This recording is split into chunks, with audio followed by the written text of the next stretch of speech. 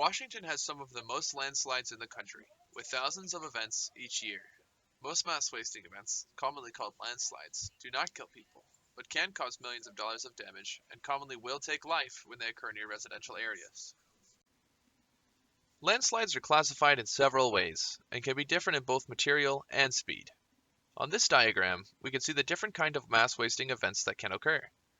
All types of landslides can cause heavy impact on human life. Out of the hundreds to thousands of mass-wasting events that occur in Washington state each year, few have had as notable effect on human life as much as the Oso landslide.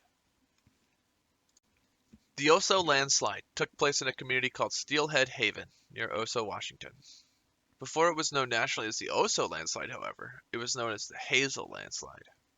A study had been published in 1988 on that specific landslide area, tracking the movement of the Hazel Scar backwards over time via camera and a plane. Their study concluded that river erosion, as well as deforestation of the groundwater recharge area, can accelerate mass wasting activity. They also note that there was apparent correlations in nearby areas between harvesting of timber and landslide activity, with a 5 to 20-year lag time between the harvest date and the landslide having occurred.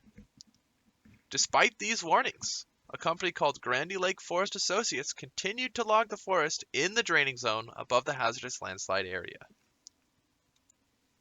On March 22, 2014, the Oso mass wasting disaster occurred, following an extremely wet winter as well as 30 inches of rain in the prior 3 weeks.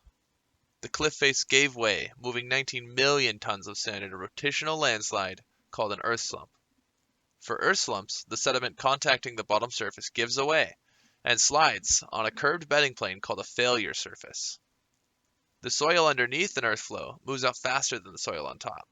Although there is no video of the Oso landslide, the trees pointing upward is a key indicator of identifying the type of mass wasting that occurred.